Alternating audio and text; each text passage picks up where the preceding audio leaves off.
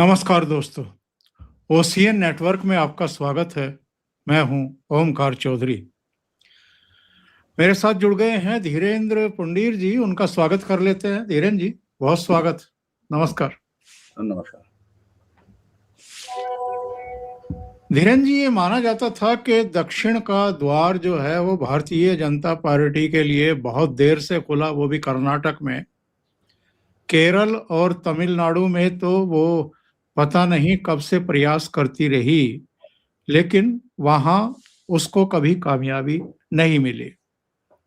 लेकिन पिछले लोकसभा चुनाव और उससे पहले कुछ प्रयास हुए, संघर्ष होता हुआ दिखाई दिया जमीन पर।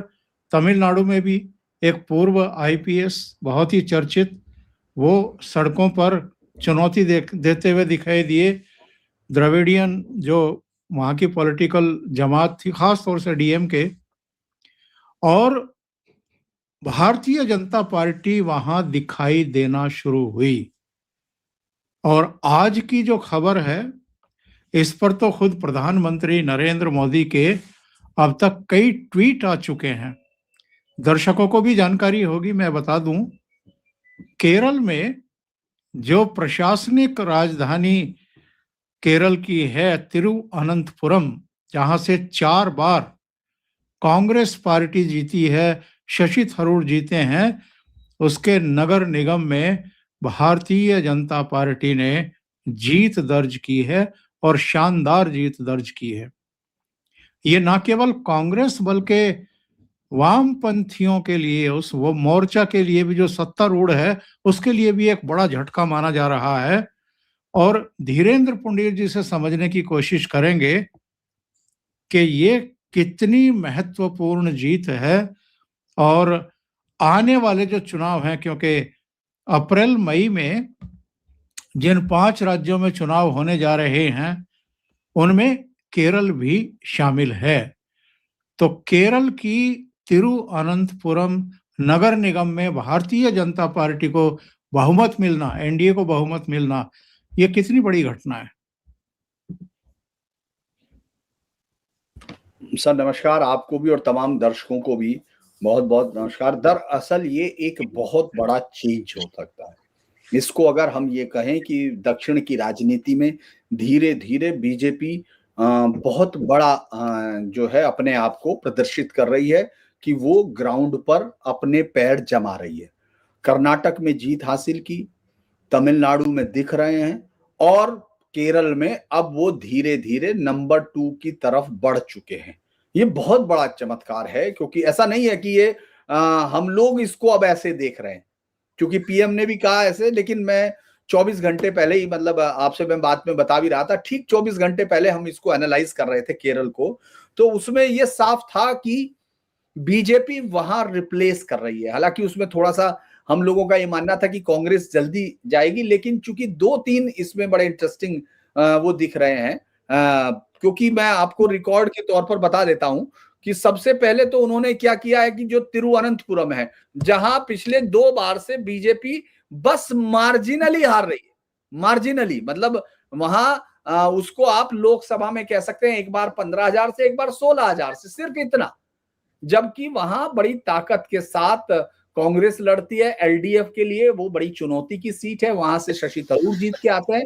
इस बार राजीव चंद्रशेखर को न केवल जिम्मेदारी दी थी, बल्कि उन्होंने एक शानदार लड़ाई लड़ी थी, वो पिछली बार का मोमेंटम बनाए रखा। और अब इस बार तो मुझे लगता है कि ये जो है, अगर आप ये समझिए, अगर तिरुवनंतपुरम में आप कोई चीज नगर निगम जीतते हैं तो इसका मैसेज जाता है, केरल की राजनीति में इसका मैसेज जाता है। जिस लाल झंडे, जिस तिरंगे, वो जो कांग्रेस वाला तिरंगा है, उसके अलावा तो वहां बाकी कुछ दिख ही नहीं रहा था।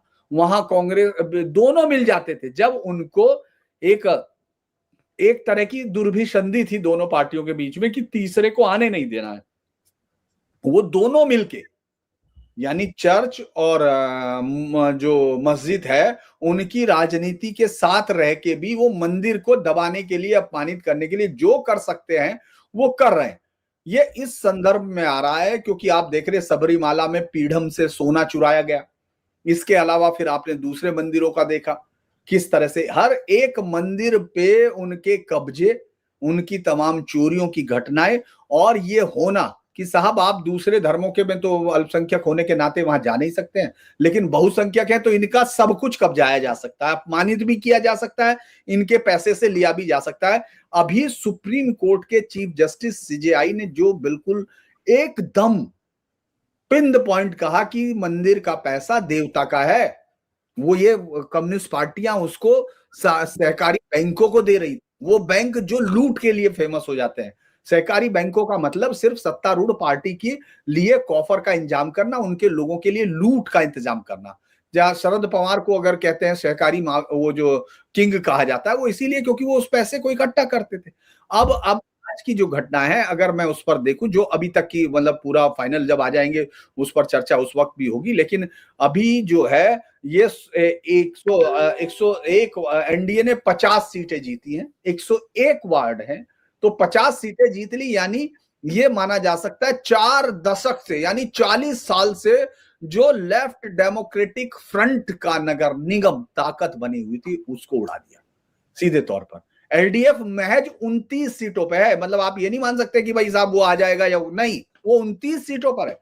और यूडीएफ तीसरे नंबर पर चला गया, जो मैं कह रहा था कल भी हम लोग यही बात कि ये सब हुआ, और पीएम मोदी इस पर यकीनन बहुत खुश होंगे। एक और इंटरेस्टिंग बात है कि देश का सबसे बड़ा नेता, देश का प्रधानमंत्री, वो अपनी पार्टी के छोटे छोटी जीत पर बड़ी बड़ी उनको अपने कार्यकर्ताओं को शुभकामनाएं देते हैं, बधाई देते हैं, और ये कहते हैं कि और आगे तैयारी करनी है।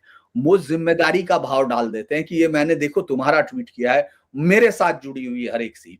तो ये एक बहुत बड़ी बात है। मुझे लगता है कि वो तैयारी हो रही है, चुनाव होना है, और आज जो है देखिए, बाकी सब में आपको मैं बता दूं, ये ना समझें कि बाकी सब जगह वो है, आपको देखना पड़ेगा एलडीएफ वहां बुरी तरह हार रहा है, एलडीएफ पिछड़ा हुआ है अभी तक। बीजेपी को पलक्कड़ नगर पालिका पे तीसरी बार लगातार बीजेपी जीत रही है। आप ये समझ लिए, पालक्काड़ में बीजेपी लगातार तीसरी बार जीत रही है, 25 सीटें जीत चुकी है, 53 की वो सीट है, 2 बहुमत से कम है, फिर भी सबसे बड़ी पार्टी है, 2 उसको मिल जाएंगे। और जो अभी संपूर्ण परिणाम नहीं आ रहे, चूंकि जब हम बात कर रहे हैं उस समय आने का है और पूरा उनको एनालाइज करना, चूंकि हमको वहीं के अखबारों के हिसाब से देखना पड़ रहा है, कोई नेशनल चैनल या नेशनल अखबार तो उसको देता नहीं है। अब एक है त्रिपुनिथुरा नगर पालिका, यहां भी 55 में से 21 सीटें जीती हैं बीजेपी ने। इस निकाय पे पहली बार बीजेपी आ रही है। तो जो सबसे बड़ा फायदा हुआ, एक तो ये हुआ कि आप ये कहने की तरफ आ गए कि आपने एलडीएफ का गढ़ तोड़ दिया और पूरे में एक रिप्रेजेंटेटिव, एक मनोवैज्ञानिक बढ़त हासिल की है। दूसरा क्या है? दूसरा यह है कि कांग्रेस को आपने वहां पछाड़ा है, कांग्रेस बाकी सब जगह पर एलडीएफ को हरा रही है। इसका मैं आपको अभी एक बहुत ही, जो चूंकि लोग अभी उसको देखे नहीं होंगे, मुझे लगता है कि एक बहुत ही जबरदस्त तरीके से एक अगर हम ये इसको देखें कि ये बड़ा ही जबरदस्त तरीके से, सर मैं ये कह सकता हूं ओंकार सर, कि जिस तरह से ये बड़ा मामला, एक जिस तरह से इसमें होने क्या जा रहा है ये समझने की जरूरत है। ये इस तरह से समझा जा सकता है कि एलडीएफ सत्ता में नहीं आ रही है, अगर यूडीएफ को इतनी ताकत मिल रही है तो एलडीएफ किस पर बेस्ड है? एलडीएफ हिंदू वोटों पर बेस्ड है, इसको समझने की जरूरत है। दर्शकों के लिए मैं ये बता रहा हूं, आपके लिए एक कोई हवा में जो है वो नहीं मैं कह रहा हूं कि जो कोई हवा का आपको नैरेटिव लगेगा या शब्दों का, मैं ग्राउंड की रियलिटीज बता रहा हूं। वहां 18 और 26% दोनों मिलके, मुस्लिम 26%, 18% वहां आपके क्रिश्चियन है, और 55 से पहले ज्यादा थे, 58 के करीब थे, लेकिन अब 55% हिंदू हैं। लेकिन वही हिंदू एलडीएफ का वोट बैंक थे, मुस्लिम्स और क्रिश्चियंस कांग्रेस का वोट बैंक रहे। तो ऐसे में अगर एलडीएफ की हार बड़ी दिखती है तो वो वोटर जो कांग्रेस को नहीं देना चाहते, कांग्रेस को जीतने नहीं देना चाहते, वो आएंगे कांग्रेस बीजेपी की तरफ। ये मेजर चेंज होने जा रहा है जो अभी हमको दिख नहीं रहा है इसमें से। जी, बहुत बड़ी बात आप कह रहे हैं धीरेन जी। अभी तक केरल में एलडीएफ और यूडीएफ के बीच में लड़ाई सीमित रहती थी। भाजपा की जो तिरुअनंतपुरम में ये शानदार जीत है, दस्तक है, क्या केरल में बड़े बदलाव के संकेत दिखाई दे रहे हैं और एक आकुलाहट है, एक बेचैनी है वहां के मतदाताओं में, वो विकल्प की तलाश में है, उनका मोहभंग हो चुका है एलडीएफ और यूडीएफ से? दरअसल अति सर्वत्र वर्जित ये कहा गया है। इन लोगों ने ये पिछले कुछ समय से एलडीएफ और यूडीएफ इन दोनों ने पूरे केरल के अंदर से सनातन संस्कृति को नष्ट किया। उन्होंने एजवा कम्युनिटी को ले लिया। उन्होंने, चूंकि वो 32 से 34% है, उनको, चूंकि देखिए ऐसा भी नहीं है कि वहां चेंजेस नहीं आते, जातिगत परंपराओं के मुताबिक जो समय रहा होगा उसको सुधार आंदोलन चलाने के नाम पर यह शुरू हुआ। दरअसल दर्शकों को यह तो मालूम है कि 1957 में दुनिया की पहली चुनी गई सरकार, पहली, देखिए आप कभी भी लोकतंत्र को आप देखिए, बहुत इंटरेस्टिंग होता है सर जब मैं इस तरह की चीजों को देखता हूँ। हिस्ट्री बड़ी दिलचस्प मुझे लगती है कि हम लोग नैरेटिव की वार में कहीं दिखते नहीं। क्यों? क्योंकि हम लोगों ने नैरेटिव देखे, बनाए नहीं। आप ये सोचिए 1957 में पहली बार चुनाव में जीतती है पूरी दुनिया में इलेक्टेड तरीके से वामपंथी सरकार, जबकि उससे पहले तो बहुत जगह वामपंथ आ चुका था, क्योंकि वो निरसंस तरीके से आया, वो तख्ता पलट करके आया, हिंसा से आया। यहां पहली बार आया तो मेरे लिए बड़ा दिलचस्प था ये, क्योंकि ये तो पढ़ते रहे, तो मैंने उसको देखने की कोशिश की कि ये आया कैसे। तो आपको ये हैरानी होगी कि वो एलडीएफ वहां जो सत्ता में आया वो मुस्लिम वोटरों के साथ आया, क्योंकि जो कट्टर जिहादी माइंडसेट मालाबार का था, जिसने मोपला विद्रोह किया, जिसने हिंदुओं औरतों के साथ जितने रेप अत्याचार, जिस तरह से उनके प्राइवेट पार्ट काट दिए गए, बच्चों को चीर दिया गया, ये बड़ा बहुत ही विभत्स है। उसको लिखने वाले अंग्रेज भी कांप गए थे और हिंदुओं की लाशों से कुएं पाट दिए थे, क्योंकि उनको ये लगा था खिलाफत आ गई, खलीफा होगा और खलीफा में सबसे पहले काफिरों को मारना है। वो लाखों हजारों लोगों का उसी समय धर्मांतरण हुआ। ये मेरा नहीं, अंग्रेजों की रिपोर्ट है, सावरकर गए, आर्य समाज ने रिपोर्ट बनाई और इतिहास में दर्ज है। उस शख्स को, अली मुसलियार को, इन लोगों ने स्वतंत्रता सेनानी बता दिया। इस देश में लिखा जाता है कि वो किसान विद्रोह हुआ। तो धीरे धीरे आया। ये बात उनको नहीं समझ में आई, क्योंकि जातीय दम इतना, जातीय दरारें इतनी बढ़ा दी थी उन लोगों ने कि सनातन से बड़ी जातीय दरार दिख रही थी। वो लंबे समय से लेफ्ट ने उसका फायदा उठाया, कांग्रेस ने डिवीजन धर्म का उठा के उसका फायदा उठाया, और 1957 में सरकार की जीत इसलिए हुई क्योंकि जो मालाबार था वो राज्य पुनर्गठन में पहली बार केरल में शामिल किया गया था, वरना उससे पहले वो मद्रास में आता था। तो इसीलिए वो जो जीत के जिहादी आइडिया था वहां, इंडियन यूनियन मुस्लिम लीग थी, वो मुस्लिम लीग उस समय जीत की स्थिति में नहीं थी, लिहाजा मुसलमानों ने हिंदू कांग्रेस को हराने के लिए एक एलडीएफ को वोट किया। ये सबसे पहला कारण था। ये जीत का रहस्य है जो लोग लेफ्ट के हिस्टोरियन बताना नहीं चाहते।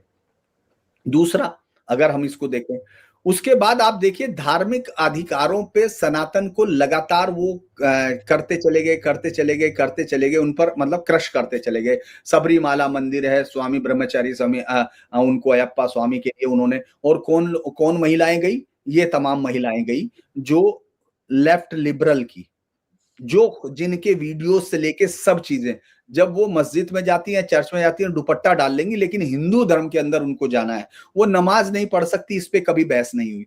तो जब तक इंटरनेट नहीं आया था तब तक केरल, तमिलनाडु या उन सब में नॉर्दर्न इंडिया के खिलाफ गंदा, घटिया, ये तमाम चीजों के साथ वो ब्राह्मण मेंटेलिटी, मनुस्मृति, ये सब कहानियां वहां चलती रही। सोशल मीडिया के आने के बाद ये दरारें टूटी हैं और उनसे सच और चेहरा आने लगा कि लेफ्ट है क्या, नक्सल है क्या। क्योंकि वहां तो नक्सल नहीं दिख रहा था। नक्सल कत्ल और कत्लो गारित कर रहा था छत्तीसगढ़ में,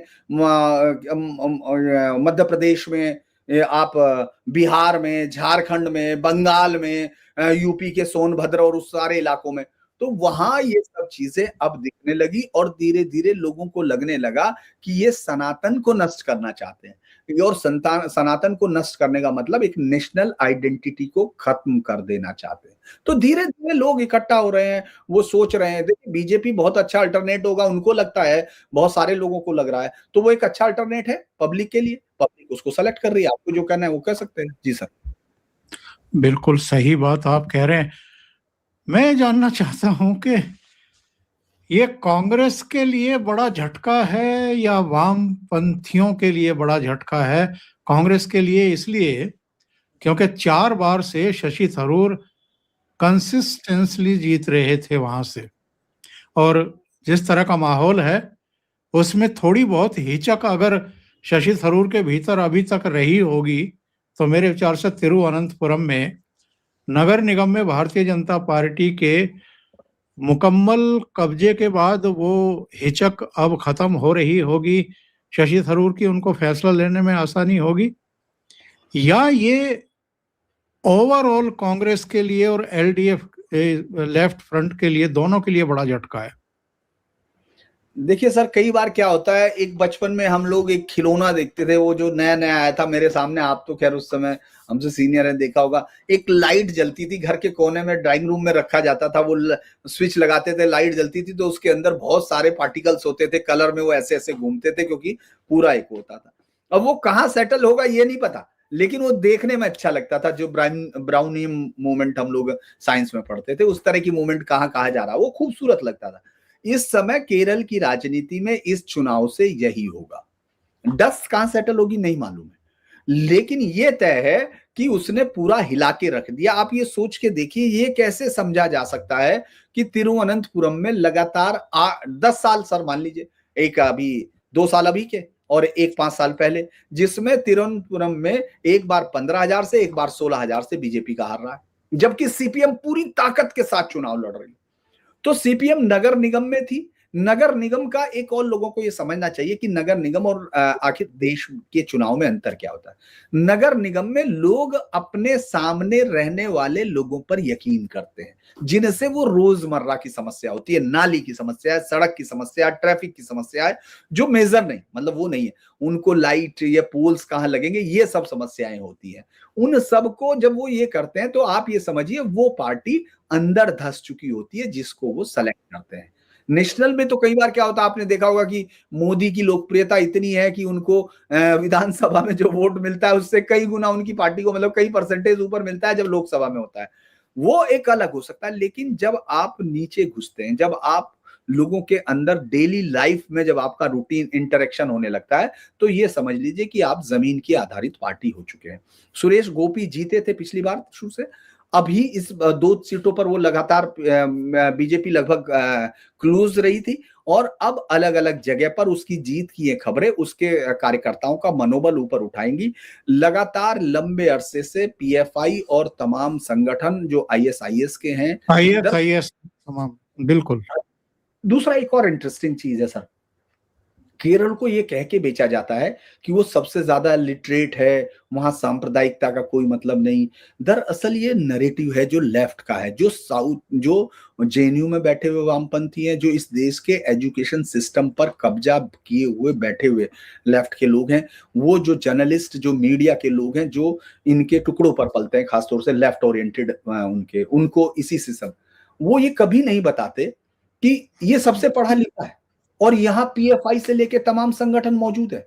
हिंदू मुन्नानी संगठन के लोगों की शुरू से हत्याएं हो रही हैं। वहां संसद में इस बार राज्यसभा में भेजा गया जो वहां से केरल से कैंडिडेट बीजेपी के, देखिए जिनके पैर उड़ा दिए बमों से। तो आपने बड़ी एक बहुत बड़ी नैरेटिव वार हारी हुई थी, वरना तो वो लेफ्ट भी वही है जो नक्सल है। ये सिर्फ कहने की बात है, क्योंकि अभी जो आपने देखा होगा जिसमें अब जमानत मिल ली, जी साई रेड्डी बाबा और ये तमाम सुधा और ये तमाम लोग थे, जिसको अभी कोरेगांव वाला आपको याद होगा। आप ये देखिए, ये आपके इर्द गिर्द हैं, ये आपके साथ हैं, यूनिवर्सिटीज में पढ़ा रहे हैं, ये प्रोफेसर हैं, और ये हत्या के लिए उकसा रहे हैं। आपको मालूम है कि वो जो वहां नलिनी सुंदर, वो जो वहां उसने छत्तीसगढ़ में उसकी हत्या करा दी एक टीचर की, अब उसकी वाइफ ने उनके लिए केस दर्ज कराया, कोई बोलने वाला नहीं हुआ, क्योंकि वो उन्होंने कहा कि ये हमारे गांव में आ रहे हैं, ये जो दिल्ली यूनिवर्सिटी डीयू के और इसके प्रोफेसर हैं, ये हमारे यहाँ के लोगों को आके उकसा रहे हैं कि आप वो बनिए, नक्सल बनिए, आप ये बनिए। कुछ दिन बाद उसका कत्ल हो गया। तो ये वापस कराए गए केस हैं, ये धीरे धीरे लोगों के सामने आ रहे, तो लोग ये समझ रहे हैं कि भाई देश में राजनीति तो अच्छी बात है, विचारधाराएं अलग होना अच्छी बात है, लेकिन देश में राजनीति कर रहे हो आप। अगर आप ये सोचिए, धुरंधर जैसी फिल्में आपको यहां, उनके लिए आप पागल हो गए हो, आपको समझ में नहीं आ रहा। आप पठान पे क्या कर सकते थे? आप पठान को, आप सोचिए कि इस देश में हर, पाकिस्तान भी अच्छा होगा, पाकिस्तान में भी अच्छे लोग होंगे, एक दो लोग मिलेंगे। अरे भाई, आपकी आंखों में तेजाब डाला हुआ है गंगा जमनी का, आप समझ नहीं रहे हो। पाकिस्तान की बुनियाद ये है कि उसको हिंदुस्तान नष्ट करना है। उनकी बाइटें आपको सड़क पे दिखेंगी, उनको देखिए। ये जो झूठ मक्कारी आपके जहन में डाल दी जाती है कि नहीं साहब ये तो बहुत अच्छे लोग हैं, जैसे लगान फिल्म बनाई। मैं फिल्मों पे बहुत कम बातें करता हूं सर, आप तो खैर फिल्मों को बहुत अच्छे से देखते हैं, लेकिन मैं लगान को, चूंकि ये पीटर जॉर्डान की एक फिल्म होती थी two half in a hell, जहां मुझे याद है, वो फिल्म ये बताती है कि कैसे आपको, वो पूरी फिल्म बताती है कि कैसे एक पूरी सोसाइटी नाजी किस तरह से नफरत के काबिल थे। वो सोसाइटी ये बताती है, लगान आपकी ये समझाती है कि एक दो अंग्रेजों को छोड़ दो तो आपके बहुत अच्छे दोस्त हैं। बिल्कुल सही कह रहे हैं। ये जो नैरेटिव बनाने की कोशिश की थी इन्होंने, खास तौर से बिहार चुनाव के समय से, कि साहब एसआईआर हो रहा है तो किस लिए हो रहा है, या मतदाता सूचियों के साथ छेड़छाड़ की जा रही है, या मैच फिक्सिंग हो रही है। यहाँ कौन सा एसआईआर हुआ था? यहाँ कौन सी मतदाता सूची से छेड़छाड़ बीजेपी ने की होगी? क्योंकि वहां तो वाम मोर्चा की सरकार है, विजयन मुख्यमंत्री हैं। देखिए, अब जो है, वैसे तो एसआईआर इसके लिए तो रोका ही गया था, आपको मालूम है, इसको रुकवाने के नाम पर वो आए थे, तमाम चीजें आई थी। दरअसल हो क्या रहा है कि वो लोग अब, अगर बीजेपी ये कहती है कि इस रास्ते से जाना है, तो उनको उसमें भी षड्यंत्र दिखता है कि यहाँ जरूर कुछ किया गया होगा। अगर बीजेपी ये कह दे कि हम लोग कल से जो है राष्ट्रगान को सुबह 7 बजे गाएंगे, तो आप ये देखिएगा वो राष्ट्रगान को उसके अपमान पर उतारू हो जाएंगे, वो लोग रोने पे उतर आएंगे। जिस बंगाली भाषा, जिस बंगला, उसके नाम पर ममता बनर्जी पूरी राजनीति करती है, नफरत देती है, वो उसी वंदे मातरम के उनके सांसद क्लियर नहीं कह पाते कि इसको जोड़ लीजिए। वहां बांग्ला अस्मिता नहीं आती है।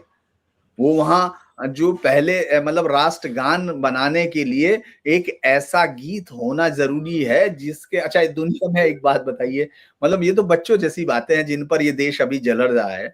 कोई, मतलब जो नर्सरी का बच्चा होगा, अगर आप पूछोगे तो वंदे मातरम गीत से साथ हजारों लोगों ने फांसी के फंदे चूमे। वंदे मातरम का गीत गाते हुए हजारों लोगों ने तोपों के दहाने के सामने अपने सीने अड़ा दिए हैं। वंदे मातरम गाते हुए लोगों ने अपने लिए गोलियां खाई हैं, वो बैठे रहे, वंदे मातरम गाते रहे। जन गण मन का मैंने कभी सुना नहीं, मैं आपको ईमानदारी से कहूं, मुझे कोई वो नहीं है, मैं राष्ट्रगान का पूरा सम्मान करता हूं, मैं खड़ा होता हूं, मेरे बच्चे भी खड़े होते हैं, हम लोग सब, जब भी, चाहे वो टीवी पे आ रहा हो चाहे कहीं आ रहा हो, सबको मालूम है जब उसकी आवाज आती है तो आपको खड़े होना है। बिल्कुल। लेकिन क्या आप एक इंसिडेंस बता सकते हैं जब राष्ट्रगान, वहाँ वहाँ के कुछ विजुअल,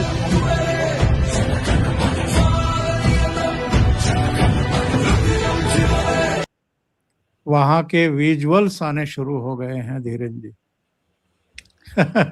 और ये झंडे लहराते हुए तो ममता बनर्जी भी देख रही होंगी। दरअसल इस समय पूरी तिरुवनंतपुरम का मैसेज तो वहां तक भी जाएगा। पूरी राजनीति में एक बदलाव आ रहा है। ये देश अब इस पर बात, जानते हैं इजराइल में जो लड़ाई है, अब इजराइल में हम लोग देखते हैं नेतन्याहू का विरोध हो रहा, बहुत ज्यादा जबरदस्त, ये सब खबरें आती हैं। लेकिन जब हम अंदर जाकर देखते हैं तो वो इसलिए हो रहा है कि उनको और एक्शन लेना चाहिए, दूसरी पार्टियां उनको और ज्यादा कह रही हैं। अभी ये इस देश में देखेंगे, चूंकि इस जिहाद को, इस कत्ल को, इस कत्लो गारत को, इस फर्जी थूक में थूकना, पीना, पानी पेशाब कर देना, महिला हिंदू बच्चियों को पेशाब पिला देना, 8 साल के बच्चे, 7 साल के बच्चे, ये नफरत कहां से लाते हैं? ये कहीं से तो आ रही होगी ना। आप, वो मदरसे में पढ़ रहा है और ये एमबीबीएस करके आके बटन दबा रहा है, वो इंजीनियरिंग के स्टूडेंट है। आज मैं ऐसे ही पाडुगा को पढ़ रहा था क्योंकि अखबार में था। आप सोचिए, साकिब नाचन अभी मरा है, पहले वो सिमी में था 2002 के 3 में, फिर वो बाद में इंडियन मुजाहिदीन में आता है, अब वो पीएफआई में आता है। क्या मजाक बना के रख दिया पूरे देश का यार। उसको शरिया गांव घोषित कर रहे हो, पूरी दुनिया में आप ये सोच के देखिए, पूरी दुनिया में मैं किसी को भी चैलेंज करता हूं, ये मुझे बताए कि शरिया एक भी देश में लागू है क्या? 57 देशों में थे, वो लागू नहीं कर सकते। वो ऐसा नफरत से भरा हुआ है, क्योंकि वो न्याय थोड़ी है, वो तो कानून है, जिसमें किसी गैर मुस्लिम के लिए सिवाय अपमान, नफरत और उसकी जिंदगी को नरक बनाने के अलावा कुछ नहीं है। महिलाओं के लिए जिंदगी में नरक के अलावा कुछ नहीं है। मैं तो हैरान हो जाता हूँ टीवी पे जब देखता, उस पे यूट्यूब पे देखता हूँ या वो व्हाट्सएप पर देखता हूँ, जब जिसमें आजकल महिलाएं, एक नया ट्रेंड शुरू हुआ है जिहादी खानम टाइप, वो लिखते हैं कि इस्लाम ने इतना ज्यादा महिलाओं को अधिकार दिया, उसके नीचे तुरंत लोग हलाला के फोटो डाल देते हैं, हलाला की वीडियो, हलाला कमेंट कर देते हैं वो हदीसें निकाल के। किसको ये बेवकूफ बनाना चाहते हैं? दरअसल अब ये देश धीरे धीरे अपनी आंखें खोल रहा है। देखिए, मैं ये नहीं कहता कि बीजेपी को ही जीतते रहना होगा या कोई भी पार्टी जीते, हम लोग एज ए जर्नलिस्ट उसको देख सकते हैं, लेकिन ये पार्टियों के लिए इसलिए हमको लॉबिंग करते हुए दिखते हैं लोगों को, क्योंकि वो कम से कम देश के खिलाफ नहीं खड़ी भाई। वो पाकिस्तान के उसको निशाने इम्तियाज नहीं देना चाहती। उसका कोई जनरल सेक्रेटरी मंत्री बना हुआ दिग्विजय सिंह जैसा आदमी आरएसएस को मुंबई बम कांड के पीछे, मुंबई हमले के पीछे नहीं ठहरा था। ये दुनिया का कोई और देश होता, आप सोच ही नहीं सकते क्या हो जाता उसके साथ वहां। आखिरी सवाल आपसे पूछूंगा, कांग्रेस के लिए, कांग्रेस की संभावना और उम्मीदों के लिए ये एक बहुत बड़ा आघात है, बहुत बड़े संकेत हैं, क्योंकि 10 साल से वहां वाम मोर्चा की सरकार है। अगर लोगों के दिलो दिमाग में कुछ बदलाव चल रहा है तो वो किसके बारे में सोचेंगे अब? देखिए, मैं ये मान रहा हूं कि कांग्रेस और वो एक बड़ा चेंजेस तो दिख रहा है। अब वो कांग्रेस को चूंकि यूडीएफ के मुकाबले ज्यादा सीटें बाहर कहीं जगह पर दिख रही हैं, तो ये भी हो सकता है कि कांग्रेस को यूडीएफ का रिप्लेसमेंट, एलडीएफ का रिप्लेसमेंट वहां की जनता मान रही हो, चूंकि बीजेपी अभी इतनी ताकत में नहीं है। ये हो सकता है, ये चूंकि देखिए अभी भी मुस्लिम वोटों पर जो पूरा एक तरफा है वायनाड में, इसीलिए गई वहां, आप देखेंगे उनको प्रियंका गांधी, क्योंकि और मुस्लिम लीग उसका एक एक चीज बदलाव कर रही, उसका एक एक पैसा वो वसूल रही है, अपने समर्थन की एक एक रुपए की 25 गुना कीमत वसूल रही है। इसीलिए राहुल गांधी या प्रियंका गांधी या वो गाजा पैलेस्टाइन के जो वो आपको दिखते हैं ना, वो जो झोले लेके जाना, ये सब इसीलिए होता है क्योंकि हर किस्तें वसूलती है। यूनियन मुस्लिम लीग ने दिल्ली में ऑफिस खोल लिया, जो कभी 1947 के बाद बंद हो गया था, उसका ऑफिस खुला बहुत बड़ा। अभी मैं आपको आज ही बताता हूँ, वहां आप किसी दिन प्रियंका गांधी को, राहुल गांधी को टहलते हुए भी देख सकते हैं, क्योंकि जिस तरह की स्थिति ये कांग्रेस अपने आप को लीग में तब्दील कर रही है। कांग्रेस वो मध्यम मार्गी पार्टी नहीं हो रही है जिसमें तमाम लोग हो सकते थे, एक ऐसा ऑप्शन हो सकता था। क्योंकि अब वहां कांग्रेस के साथ जीत का रास्ता कैसे होगा अभी कुछ भी कह पाना, आज के रिजल्ट से मुझे लगता है कि सब उलट रहा होगा, लेकिन बीजेपी वहां सीटें जीत रही है, इसमें कोई शक नहीं। बहुत बहुत धन्यवाद धीरेन जी जुड़ने के लिए और बहुत महत्वपूर्ण मुद्दे पर चर्चा करने के लिए। दर्शकों से निवेदन है, अगर आपको ये चर्चा अच्छी लगी है तो लाइक बटन दबा दें, इस वीडियो को शेयर करें, साझा करें, फॉरवर्ड करें अपने मित्रों और ग्रुप्स में। अभी तक ये चैनल आपने सब्सक्राइब नहीं किया है तो सब्सक्राइब जरूर कर लें, साथ में लगे बेल आइकॉन को दबा दें। बेल आइकॉन में भी ऑल वाला बटन दबाएं, क्योंकि बहुत सारे मित्रों की ये शिकायत रहती है कि हमें नोटिफिकेशन नहीं मिलते हैं। ऑल वाला बटन दबाएंगे तो उसकी गुंजाइश 98-99% बढ़ जाती है। धीरेन्द्र जी का चैनल है धीरेन्द्र पुंडीर न्यूज पॉइंट, उसे सब्सक्राइब जरूर करें और सहयोग भी करें। बहुत बहुत धन्यवाद। अच्छा, नमस्कार।